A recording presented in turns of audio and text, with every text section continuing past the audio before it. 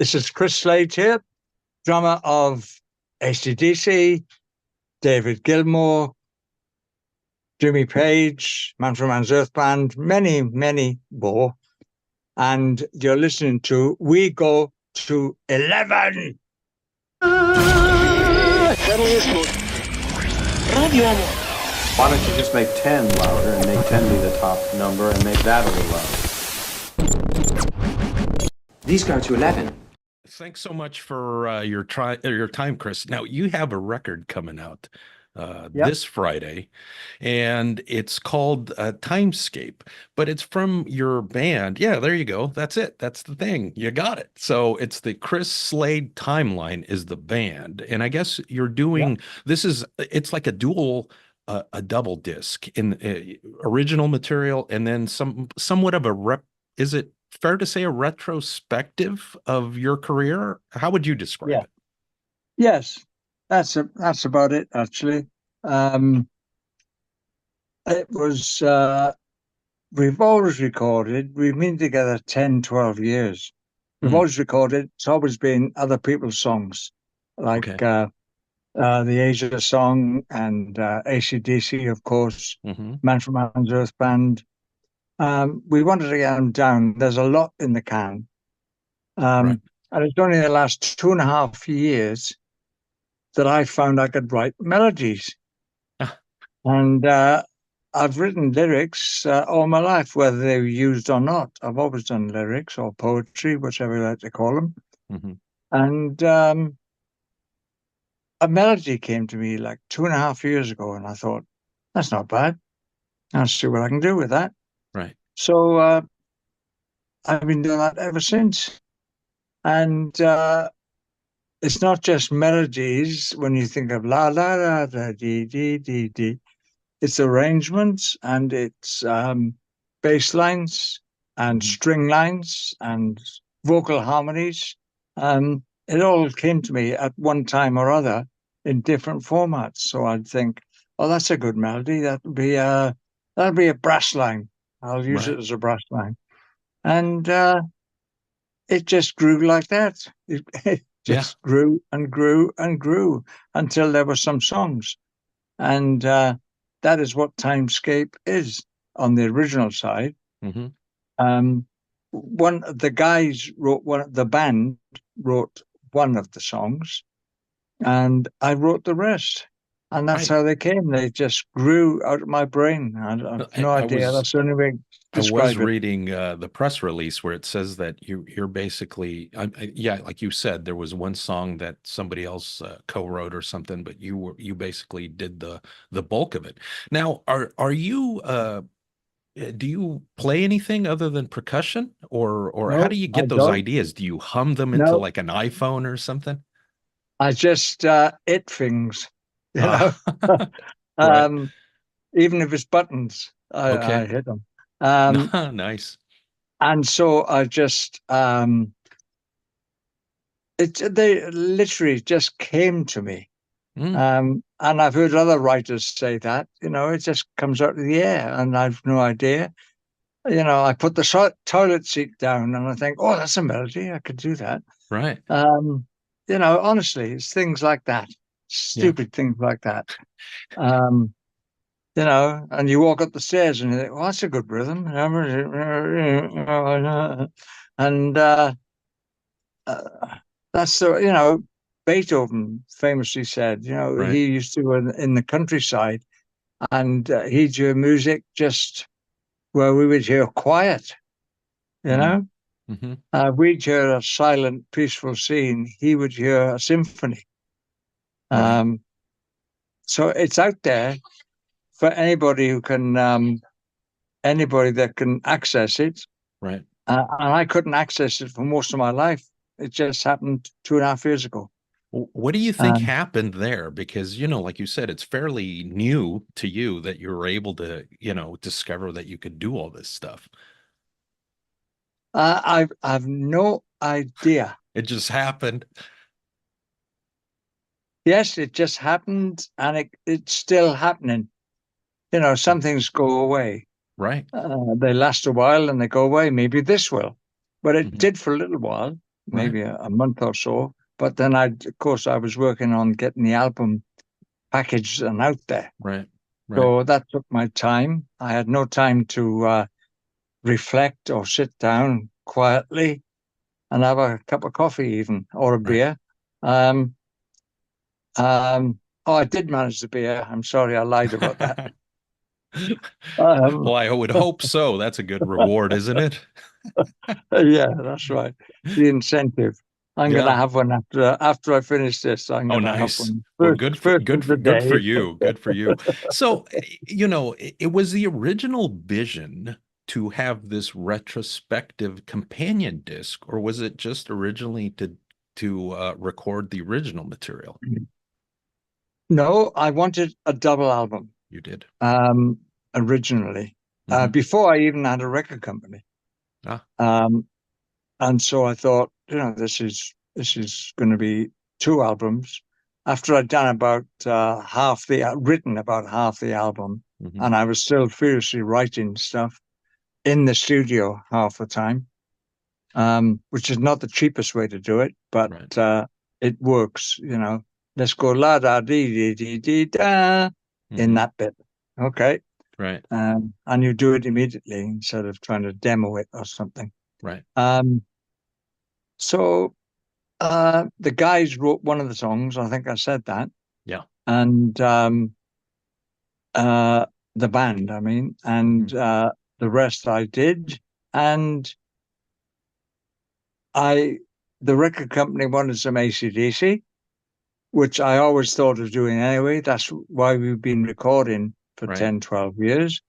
We've always recorded other people's. So we got plenty of that in the can to use another time. And I'm just pleased as punch or chuffed to death Right. that that I can write stuff. And the guys have also started writing now for, in earnest. Hmm. And they're doing some good stuff, some really proggy stuff, which is what they like. I like it, but Hmm. I don't think of any style when I Right. write. I just write. And if it's good, and if everybody thinks it's good, it'll go out. Right. So you have more material in the can. I mean, so you pretty much have some stuff already for like the next album. Yep. Yeah. Wow. It may not be finished yet, but Yeah, it's there it's there. um, Okay. in the studio. Yeah. Um, and I'm glad I started early because the next one will be a few years away. But Hmm. as long as I stay alive, that is. Right. Well, that's the same for everybody, I think, right? Yeah, yeah, Right. absolutely, it is. Yes, So, I wanted oh, to be a drummer all my life. okay. Um, I haven't succeeded yet, but I'm working on it. Well, you've done a pretty damn good job. I was going to ask you about that because is there a particular drummer that maybe took you under their wing and mentored you early on in your career? And No, and no. no, Wow. um, I've never had a lesson. Um, Wow. I tried to read music by taking some lessons to learn Hmm. to read music, but it just didn't take. I haven't got that Okay. sort of brain, I'm afraid. Um, it was me that I loved Buddy Rich, Hmm. along with many other people of the same age as me, like Ringo Starr and Cozy Powell, and many, many people. That's how Yeah. we started listening to Buddy Rich, Yeah. because there were no pop drummers around of any note. And if there were good pop drummers, they weren't allowed to play Yeah. properly because the Right. arranger would say, "No, don't do that. Go boom da boom da." You know. Yeah. So if they were good, they weren't allowed to show it. Um, and I had very limited access to any music at all. There was nothing on the radio except the BBC. Um, this was the 50s, don't forget. Yeah. And I had no TV at home. I didn't have TV until I was 11 or 12 years old. Wow. So, you know, it was hard to access anything at all. I Right. had an older brother who bought some wax 78s, of people like Elvis Presley. And so I had access to some sort of music. And my father was a singer and tap dancer.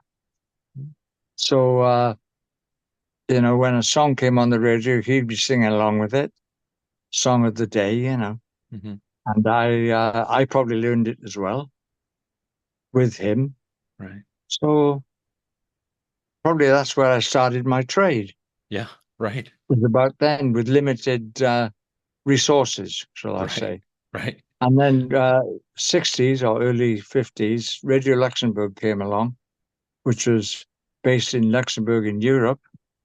And things started looking up a bit. They started playing pop music, Mm-hmm. because all the musicians were called pop musicians, and the group of musicians was called pop groups. The Rolling Stones was a pop group. Right. The Beatles were a pop group. Um, Bands only came in existence in the 70s. Before then, we were groups, and I think it came from America. Everybody started saying, "Look, we're not a group; we're a band." Right. Not that it made any difference, but it was the 70s that happened. Right. And I was so lucky in my early days. I got a job with this band in South Wales called Tommy Scott and the Senators. And Tommy Scott turned out to be Tom Jones. Oh, yeah. Right. And I was 16, and I was with him for 7 years, right through his success Mm-hmm. with It's Not Unusual and, things like What's New Pussycat, all that sort of thing. That wasn't me on that, by the way, Right. because he used session players and of all sorts, American and English. Um, so, it was an amazing um, set of circumstances for me to get started. I was 16 years old, and I was so lucky to start with this guy called Tom. Yeah. Nice. What's your thought? Because you're an old school guy. I mean, you just said, Old some is of the correct. and myself too. I mean, I hope I consider myself old school because I'm into like the meat and potatoes type bands and stuff. Yeah. But what was your thought on, that kind of period in the 80s where there were these wild drum solos, people spinning upside down and going at angles. I mean, it's all flash, but what does a guy like you think of that kind of stuff? I mean, were you very impressed by that stuff, or what's your take? To me, it's entertainment. Hmm. It goes back to my tap dancing, singing dad. It's entertainment. If I could have spun around on my drum kit, I would have if it was needed. Right. My contribution to that was to put mirrors up above my drum kit so people could see what I was Mm, playing, right. because I thought that was more entertaining than straight on full face. Sure. Um, so I got that when I was in the firm, I got them to do that, and it was very successful. Somebody mentioned yesterday that they remember that, and they thought it was absolutely fantastic. And I Right. remember it, and I thought it was Yeah. fantastic. Yeah. Since you brought up the firm, I mean, how did that come to an end? Because again, I kind of discovered the band by the time they were already dissolved. I've no idea. You'd have to ask Jimmy or Paul, Mm. actually, because they made these decisions. I just did my job. me and Tony Franklin were just doing our jobs as best as we possibly could, Right. and complying with, okay, next Wednesday you go to the States. Okay, thanks a lot. See you then. Yeah. So we had nothing to do with any of that. I would like to have seen at least one more album, personally, that is, because it was a damn good band and it had good chemistry. And I couldn't see why it was going to end, because we were doing okay. I'm sure sales could have been better. I'm certain of that, but I was quite happy to go along with it. Right. And I think some of the things, people still come up to me. Honestly, this is no bullshit, but Right. people come up to me with a firm album Right. for me to sign at shows, because I'm doing shows all the time. And they go, thank you for signing this so much. This is my favorite album of all time. And it's not Led Zeppelin or Pink Floyd, it's The Firm. And that takes a lot of getting used to. Right. And it's been happening for years. This is my favorite album. They always use the same words. Nice. It's not Razor's Edge, it's The Firm. And people actually revere it. I'm just so surprised, very surprised. Right. We do it on stage. We do a Firm song on stage with Timeline. Oh, nice. So the music is fantastic, I think, and I had a great time doing it, and it was part of my life. What can you say? Yeah. Just real quick, one more thing on The Firm. I mean, it sounds like you were, deferring to Page and Rogers about why it ended. I mean, did you and Tony feel like part of a band, or just how did that feel? Because that must have been weird. Because it sounds like they kind of maybe had more of a what would we say? Yeah, like it was their power band, in the band, right? Power in the band. It was their band. Nobody had to say that. That, and today acdc is Angus's band. Yeah. You don't have somebody to say, oh, by the way, this is Angus's band. Before that, it was Malcolm's band. Yeah. And he made all the decisions about all sorts of things, policies, travel arrangements, anything. Malcolm was the one who was in charge of everything. And he sent his younger brother out, go out there and do your stuff, Angus, because you're great at it. You're a great front man. I'm not. I'll stay back here doing this. And what he did was genius. His driving rhythm guitar was impeccable. Impeccable. Nice. I've never played with a better rhythm guitarist. Yeah. Or even people who are as good as him. He was simply head and shoulders, and probably the rest of his body, above everybody else playing rhythm. Right. And I remember Angus told me that in the beginning they used to fist fight. Well, the brothers anyway. They used to fist fight, and Angus would say to Malcolm, "You wear the stupid suit then." Right. What a gimmick, though. I mean, it's still going on to this day. Right. Yeah. And he used to come from school, Angus. Oh, yeah. To rehearsal or to a show.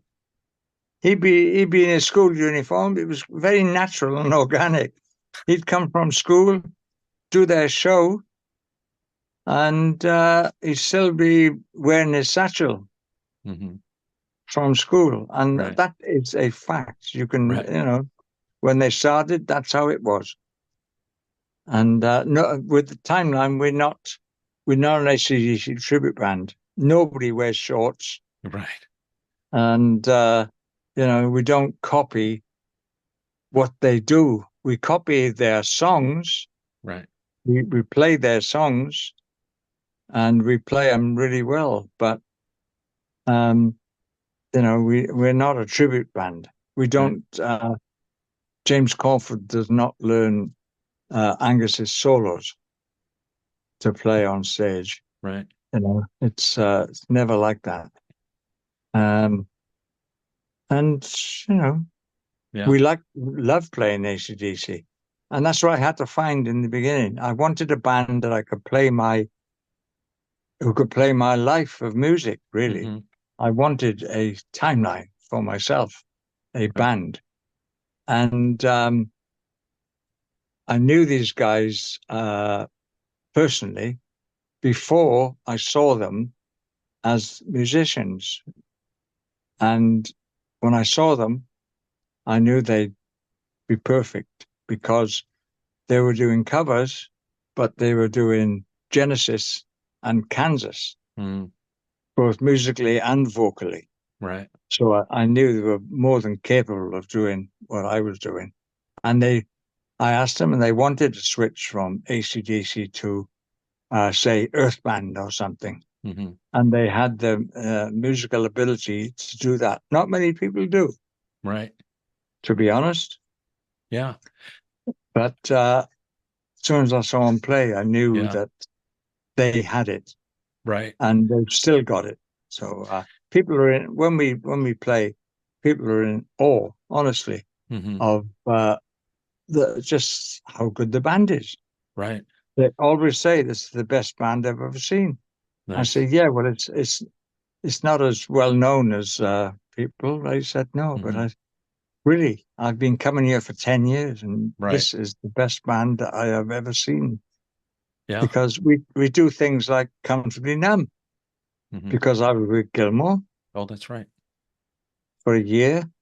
And we used to play Comfortably Numb every night with Gilmour. So, James knows he's not David Gilmour. How could anybody else be David Gilmour? But he does a solo for however long I want it to be honest. He's not trying to copy Gilmour. He's soloing himself, James Corford. And he does a wonderful job. And him and Mike Clark, keyboard player and second guitarist, have been together, playing together since they were 11 years old. And they're 35 now. So they're like, they've got all that under their belts. And some bands have only been playing together for like 5 years, you know? Right. If that, some of them. So this Timeline band has such depth to it. Right. And I'm really proud of them. Right. The bass player is Stevie G. He sings the Earth Band stuff and the Uriah Heep stuff, and Bun Davis is a singer, and he does the AC/DC stuff because he's got that sort of voice. Right. So again, everybody is just overawed. What the hell is this? Right. I've never seen anything like it in my life. Yeah. And we play for 2 hours. At least 2 hours if we're allowed. And they're only disappointed when I announce that it's the last song. Nice. And they don't want us to go off the stage. They just do not. Nice. We gotta go now. I've got a beer going cold. Right. Yeah. Well, I got one more thing, and the record is Timescape by the Chris Slade Timeline. It's out this Friday, the 19th of July. Last thing I'll ask you is what went through your mind the first time you heard Thunderstruck at a sporting event? Because it's like huge in the United States. It's part of any of the other iconic songs you hear at a basketball or a football game and stuff like that. Yeah. When I heard it played somewhere else, I'm just really proud. I think it's a great song. It's a great arrangement. It's got everything. It's got a chant. It's got a chorus. It's heavy. It ticks all the boxes. They're Right. great writers, those guys. Yeah. Yeah. Angus and Malcolm are great writers, Yeah. in the true sense of the word. To me, I didn't know it was going to be like that when I did it, Mm. because I put those boom booms on, Right. and and that went great. Oh, Um, works wonderful at a sporting event. yes, and not only that, I mean, paratroopers use it in the army, Oh, yeah. uh, Okay. or wherever. Any fighting person uses Thunderstruck as a motivational tool. I know that. I had a son-in-law who was um, uh, in the U.S. Army, Right. and he said, "Oh, we use that, you know." And he's a heavy dude, Yeah. and they use it in their training. Yeah. It's part of their training manual to get people fired up, and Right. it certainly gets me fired up. Oh, sure. Yeah. It's timeless. All in time. Hey, thank you so much. Enjoy your beer and hope to do it again I at will. some point, my friend. Thank you so much. Thank you. Take Thanks a lot, care. man. Bye. See you again. Take I care. hope. Bye. Bye Yeah. for now. Yeah. Same here.